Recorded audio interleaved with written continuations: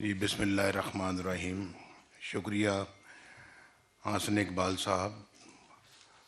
محترم خواتین و حضرات، بہت ہی معزز مہمانان گرامی،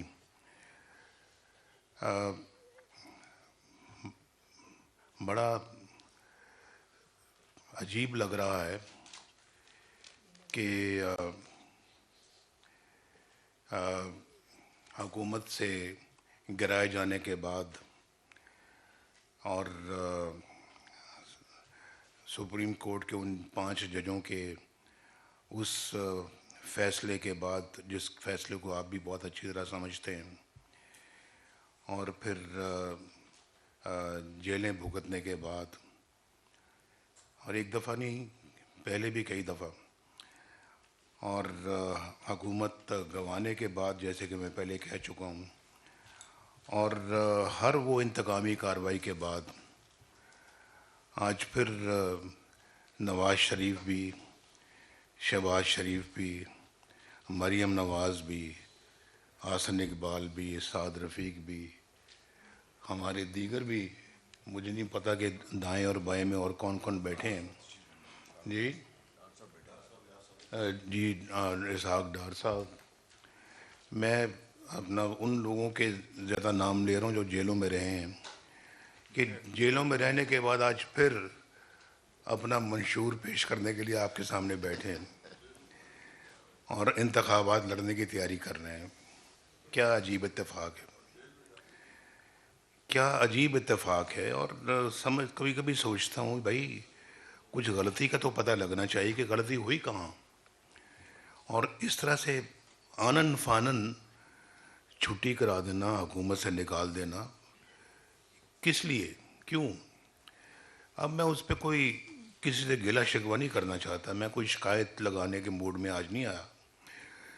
میں تو مستقبل کی بات کرنے آیا تھا، اور یہ میرے پاس چند صفحے تھے جو میں پڑھنا چاہتا تھا، لیکن حسن اقبال صاحب نے بھی زبانی تقریر کی، پھر محترم عرفان صدیقی صاحب نے زبانی تقریر کی، جناب صدر نے بھی زبانی تقریر کی، تو پھر میرا پڑھنا جو ہے وہ کوئی مقصد نہیں رکھتا تھا. میں نے کہا میں بھی جو کچھ بول سکتا ہوں زبانی بولوں. پتہ نہیں آپ کو میری باتیں اچھی لگیں گی یا نہیں لگیں گی، بہرحال میں زبانی بولنے کی کوشش کرتا ہوں. تو میں اگر جیسے کہ پچھلی حکومت میں آپ نے جس شخص کو دیکھا ہے، ان کی جگہ میں کبھی بھی وہ کچھ نہ کرتا جو انہوں نے کیا، بالکل نہ کرتا. اس کی ایک مثال موجود ہے. اس سے پہلے پیپلز پارٹی کی گورنمنٹ بھی تھی ایک دفعہ، 2008 سے لے کے 2013 تک. ہمارے بڑے ایشوز تھے ان کے ساتھ، ججوں کی بحالی کا ایشو تھا، اور کئی امپورٹنٹ ایشو تھے جس پہ ہم نے دستخط کیے تھے. اس میں سے ایک اور بھی بڑا امپورٹنٹ ایشو تھا، وہ چارٹر آف ڈیموکریسی تھا، جس پہ ہم نے سب نے دستخط کیے. اس شخص نے بھی جس نے جو پچھلی 2000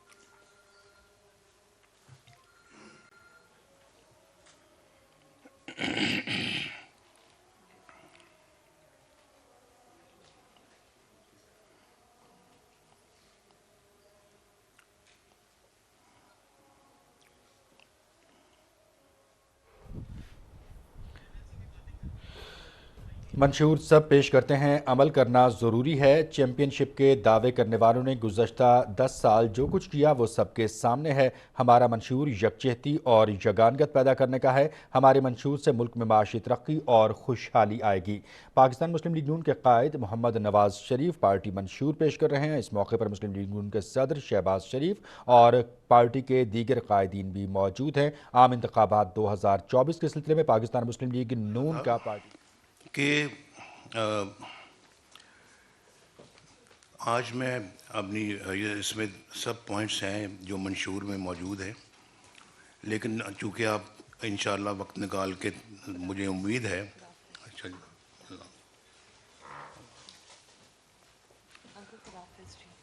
سوری جی، میرے ایبٹ آباد میں جلسہ ہے تو آئی ہیو ٹو لیو.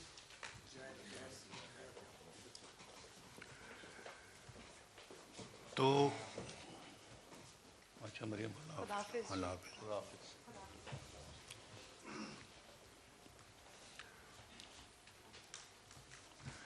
تو میں عرض یہ کر رہا تھا کہ اس میں منشور موجود ہے، لیکن آپ پڑھنے لکھنے والے لوگ ہیں، مجھے امید ہے کہ آپ منشور پڑھیں گے.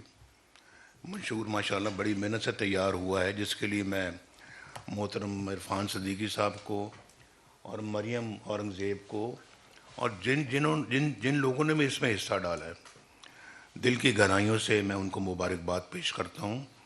اور بہت محنت کے ساتھ یہ منشور بنایا گیا ہے، پھر لکھا گیا ہے اور پرنٹ کیا گیا ہے.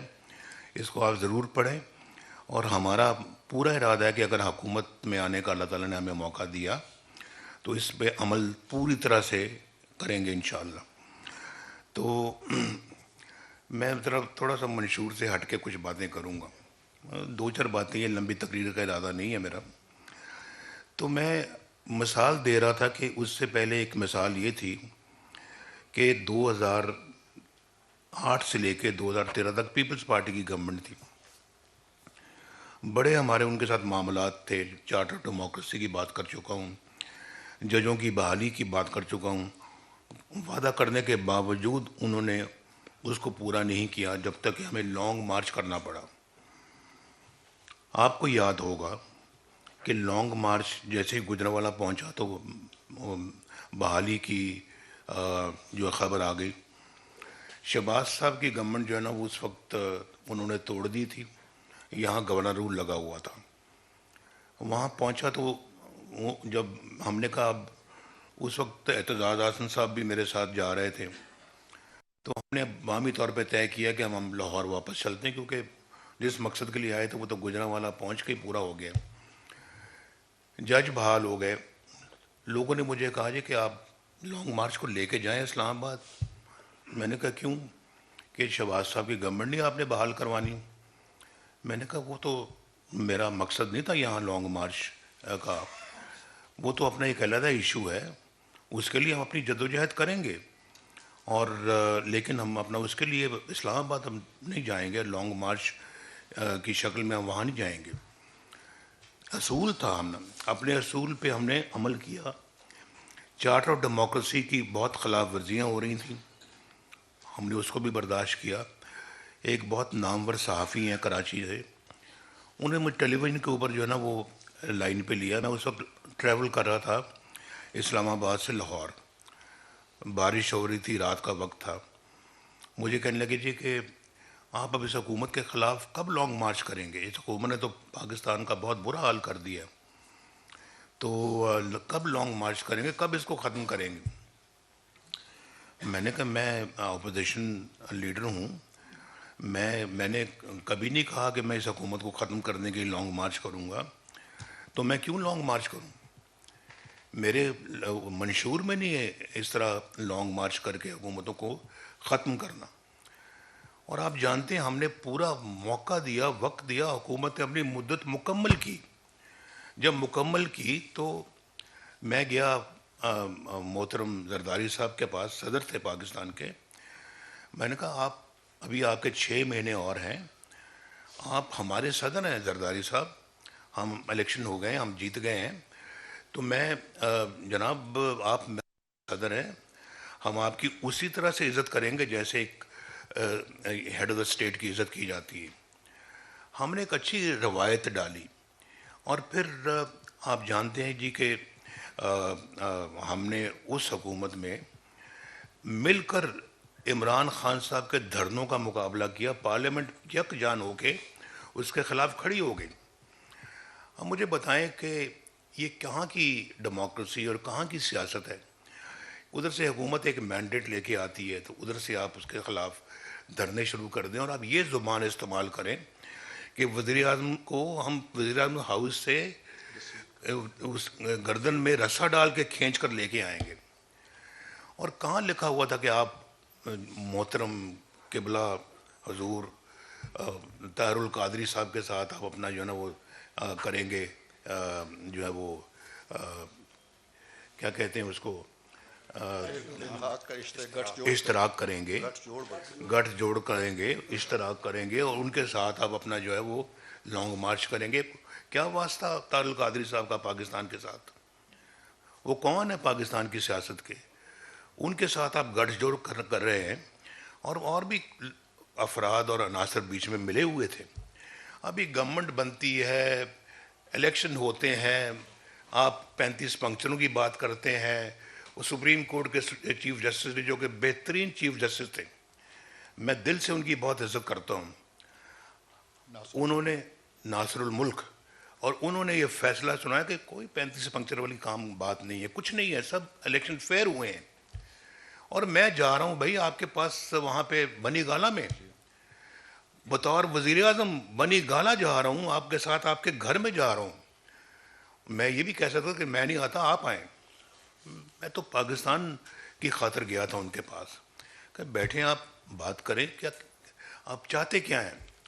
کچھ بھی نہیں چاہتے۔ بعد میں پتہ لگا جی کہ سڑک بنی گالہ سے بنا دیں آپ، اسلام آباد سے بنی گالہ تک۔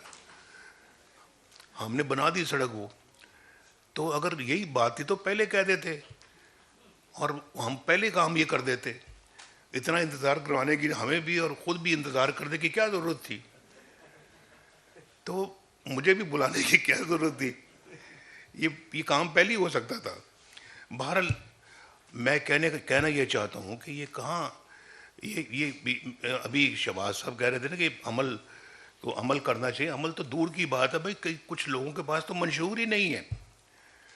ان کا منشور یہی ہے کہ اس طرح کے کام کرنے ہیں، دھرنے کرنے ہیں، احتجاج کرنا۔ ادھر سے چائنیز پریزیڈنٹ آ رہا ہے، ادھر سے دھرنے ہو رہے ہیں۔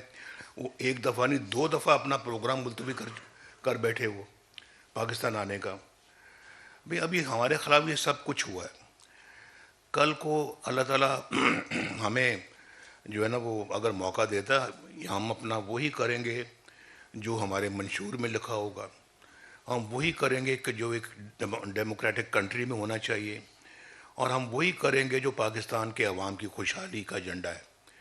اگر ہم اپوزیشن میں آتے ہیں، ہم وہ کام کبھی بھی نہیں کریں گے جو انہوں نے کیا، کچھ بھی ہو۔ یہ ہمارا منشور ہے بھائی۔ اور منشور میں آپ کو یہ بھی بتا دوں، میں آپ کو ایک بات بتانا چاہتا ہوں کہ مولانا فضل الرحمان صاحب میرے پاس آئے 2013 میں کے فوراً بعد کہ نواز شریف صاحب، ہم اس وقت KPK میں اپنی گورنمنٹ بنا سکتے ہیں، آپ اور ہم مل کر گورنمنٹ بنا سکتے ہیں، اور ہمیں بنانی چاہیے۔ میں نے کہا مولانا صاحب عددی اعتبار سے ان کے ووٹ زیادہ ہیں، 2-3 ہی زیادہ ہیں، عددی اعتبار سے وہ زیادہ ہیں، لہٰذا ہمیں ایسا کوئی کام نہیں کرنا چاہیے جس سے کل کو یہ کہا جائے کہ ہم نے ان کی حکومت نہیں بننے دی۔ انہوں نے میری بات مان لی، ان کی بڑی مہربانی، بہت ان کا شکریہ۔ لیکن 2018 میں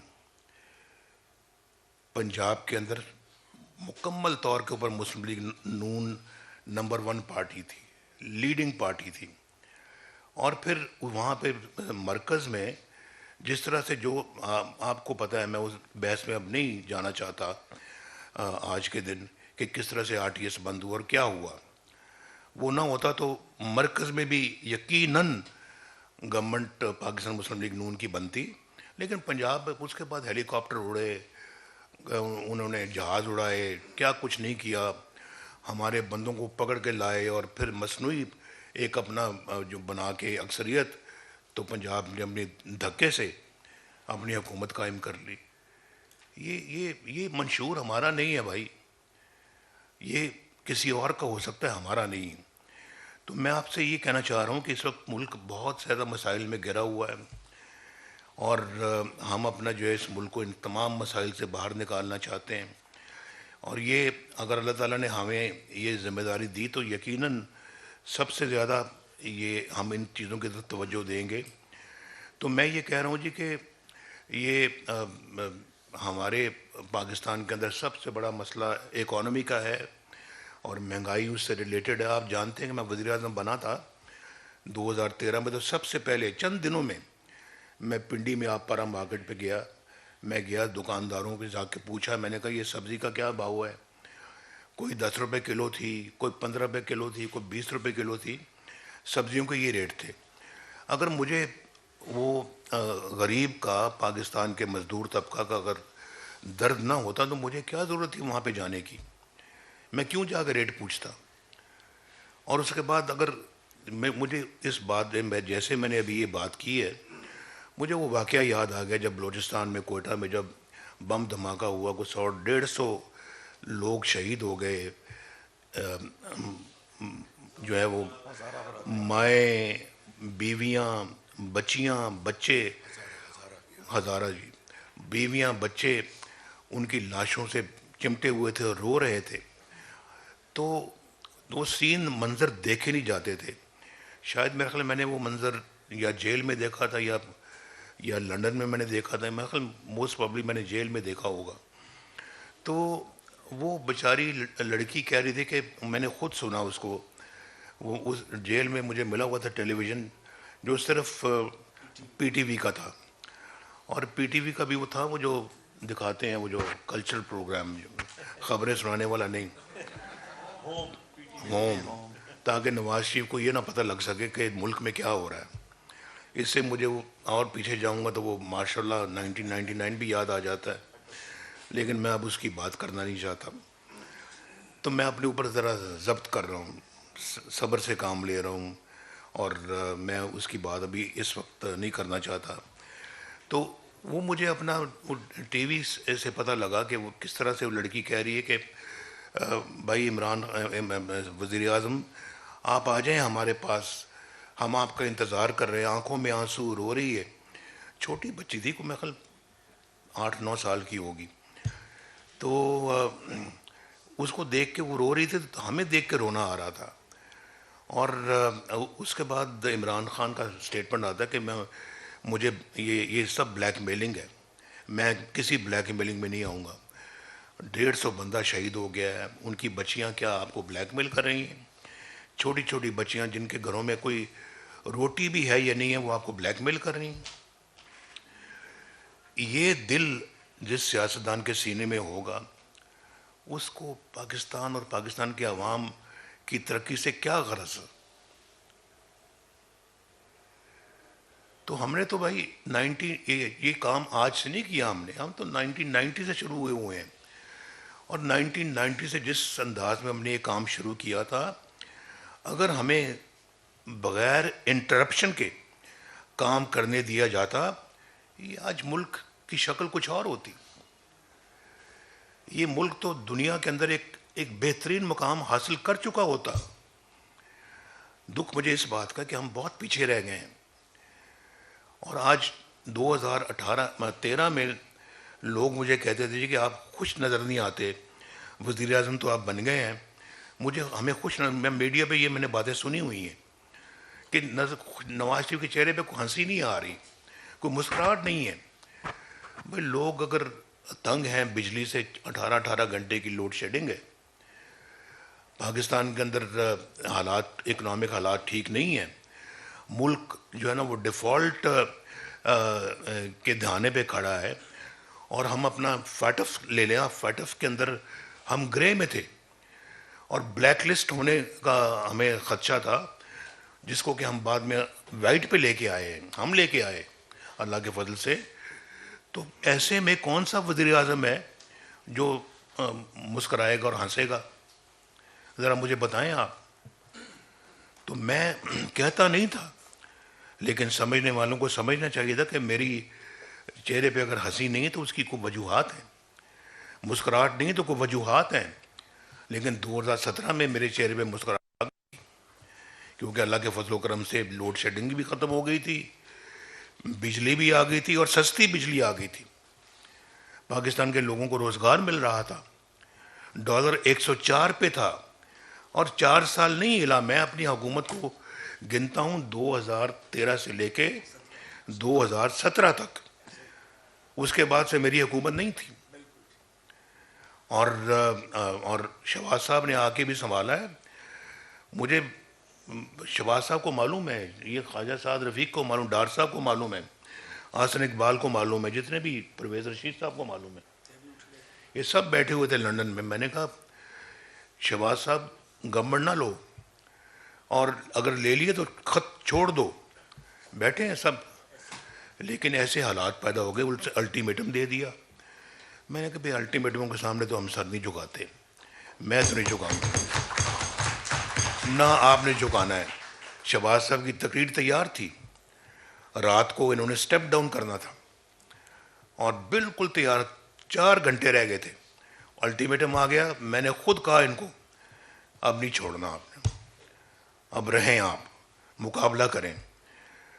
تو ملک ویسے ڈیفالٹ کی سچویشن پہ آ گیا. تو میں نے کہا کچھ بھی ہو اب ہم اپنا جو ہے نا وہ نہیں کریں گے. اب اس کو پہلے الٹیمیٹم کی قیمت کا پتہ لگ جائے، اس کے بعد پھر ہم اپنا اگلا کام کریں گے.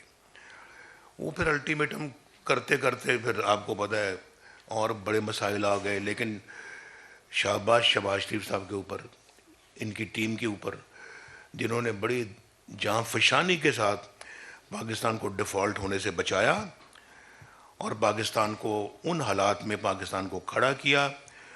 لیکن اس کی پرائس ہے جو ہم نے پے کی ہے پرائس. اور میں وہ ہمارا پولیٹیکل کیپٹل برن کیا اپنا، ہم نے اپنے ہاتھوں سے اس کو جلایا. لیکن ملک کے لیے اپنے لیے نہیں. ہمیں پتا تھا یہ مسائل آئیں گے، آئے ہیں مسائل وہ، لیکن یہ ملک کا معاملہ تھا، ہمیں کرنا پڑا اور ہم نے کیا. اور آئندہ بھی خدا نہ خواستہ اللہ نہ کرے کوئی ایسا وقت آیا تو پھر بھی کریں گے. یہ جیلیں ویلیں جلا وطنیاں کاٹنے کے باوجود کریں گے، ملک کے لیے کریں گے، کھڑے رہیں گے ملک کے لیے. میں بالکل آپ کو سچ کہہ رہا ہوں، دل کی بات کر رہا ہوں.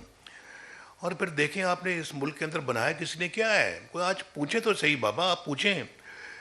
بڑی حکومتیں آئی ہیں، اس کی بھی حکومت آئی ہے. میں تو چلیں ابھی پچھلی حکومتوں کو آپ بعد میں پوچھ لینا. اس کو آج پوچھیں کہ تم نے اپنے 4 سالوں میں کیا کیا ہے. ایک منصوبہ بتا دو یار، ایک منصوبہ، اس پہ انگلی رکھو، یہ ہمارا منصوبہ ہے. کیا منصوبہ؟ آپ نے مہنگائی کر کے غریب کی کمر توڑ دی، بجلی آپ نے مہنگی کر دی. میرے زمانے میں تو کوئی مہنگائی نہیں تھی. جب 2017 میں کوئی مہنگائی نہیں تھی. مہنگائی بعد میں ہوئی ہے، ان کے 4 سالوں میں ہوئی ہے. یہ سب کو سمجھنا چاہیے، اس بات کو سمجھنا چاہیے. میں کل کسانوں کو بھی کہہ رہا تھا، میں نے کہا میرے زمانے میں جو 2,500 روپے تھی اپنا کھاد، یہ 1,400 روپے کھاد تھی، 2,500 روپے ڈی اے پی تھی، اور ٹریکٹر 9 لاکھ روپے کا تھا، 9 لاکھ روپے کا. آج 38 لاکھ روپے کا ہے. پہلے تو آپ چھوٹی سزوکی گاڑی بھی خرید لیتے تھے، ہونڈا بھی خرید لیتے تھے، یہ ٹویوٹا بھی خرید لیتے تھے. آج کتنے لوگ خرید سکتے ہیں آج ہونڈا اور یہ ٹویوٹا اور دوسری گاڑیاں؟ کوئی، بڑے کم رہ گئے ہیں. جو میرے زمانے میں 20-20 لاکھ روپے کی جو گاڑیاں تھیں آج 1-1 کروڑ کے قریب پہنچ گئی ہیں. غریب آدمی، میں دیکھ رہا ہوتا ہوں کئی بیچارے موٹر سائیکل پہ جا رہے ہوتے ہیں، آگے بھی ایک بچہ بیٹھا ہوتا ہے، بندہ گاڑی موٹر سائیکل چلا رہا ہوتا ہے، اس کے بعد اس کے پیچھے اس کی بیگم ہوتی ہے، بیگم کے پیچھے 2 بچے بیٹھے ہوتے ہیں، بیچ میں ایک آدھ اور بھی ہوتا ہے. بھائی لوگ کہتے ہیں یہ کیا، کئی لوگ کہتے ہیں انہوں نے کیا پورا خاندان بٹھایا ہوا ہے، کیا ضرورت ہے ان کو ایسا کرنے کی. بھائی مجبوری بھی ہے. وہ بیچارے انہیں کہیں جانا ہوتا تو رکشہ مہنگا ہے، ٹیکسی مہنگی ہے، دوسری سواریاں مہنگی ہیں، تو وہ نہیں پے کر سکتے. کسی سے ضروری جانا پڑتا ہے تو بچوں کو ساتھ، چھوٹے بچے تو ساتھ لے کر جانا پڑتا ہے، اور کوئی سواری نہیں ہے. آپ یقین کریں کہ اگر وہ دن رہتے، 1990 سے آگے وہ دن رہتے، خلل نہ آتا، 2018-17 والی وہ یہ پاکستان کے ساتھ حادثہ نہ ہوتا، آج ان لوگوں کے پاس موٹر سائیکل گاڑیاں ہوتی، روزگار ہوتا ان کے ہاتھ میں، یہ بجلی اتنی مہنگی نہ ہوتی، بلکہ ہوتی ہی نہ. ہمارے زمانے میں تو کوئی بجلی کی شکایت نہیں تھی، 2017 میں کوئی شکایت نہیں تھی، لوگ خوش تھے کہ فیکٹریاں بھی چل پڑی ہیں، گھروں میں بھی بجلی آ رہی ہے، چولہے بھی جل رہے ہیں، کھانا بھی پک رہا ہے، سب کچھ ٹھیک ہے. اور ہم خوش تھے کہ ہم نے قوم کی خدمت کی ہے. تو کیا کیا انہوں نے؟ ہماری موٹر ویز کے اوپر تو صرف کاریں نہیں چلتی، صرف ایئر فورس کے جہاز اترتے ہیں اور ٹیک آف کرتے ہیں. ایسے ہی انہوں نے رولا ڈالا ہوا ہے، بیکار کا، لوگوں کو بے وقوف بنایا ہوا ہے، اور چند لوگ ہمارے بے وقوف بھی بن جاتے ہیں آسانی کے ساتھ.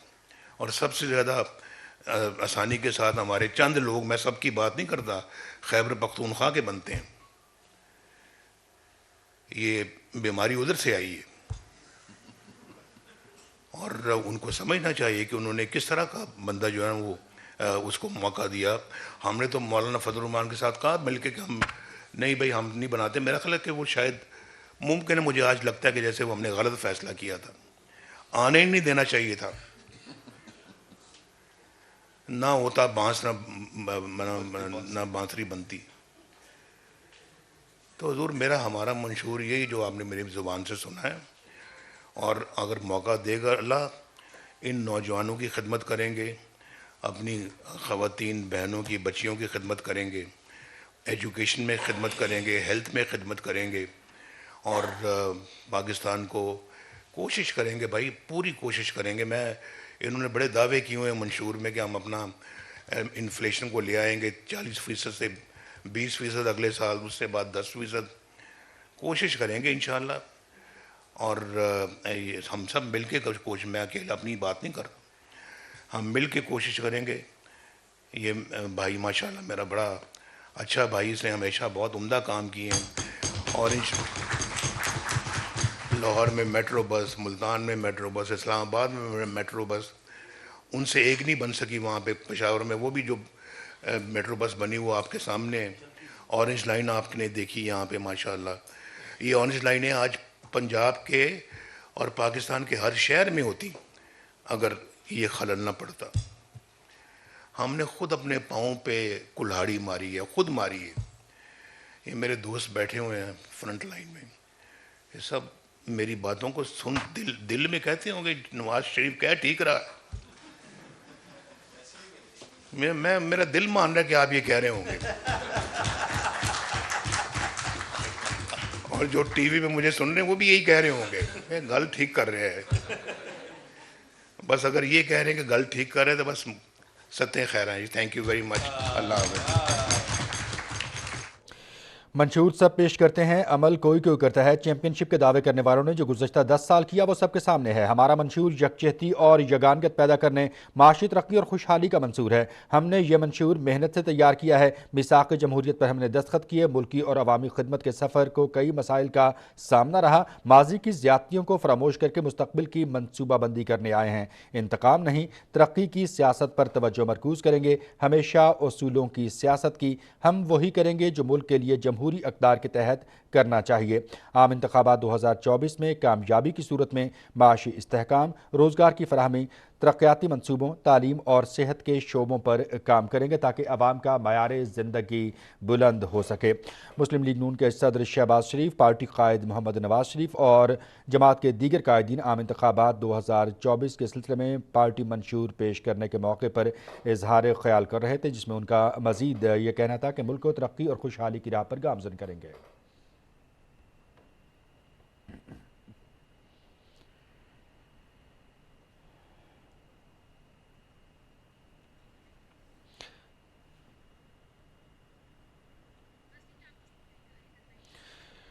منشور سب پیش کرتے ہیں، عمل کرنا ضروری ہے۔ ہمارا پیش کیا جانے والا منشور محنت سے تیار کیا گیا ہے اور اس کی تیاری میں شامل ٹیم کے تمام ارکان کو خراج تحسین پیش کرتے ہیں۔ پی ٹی وی نیوز سے یہ تھی تازہ ترین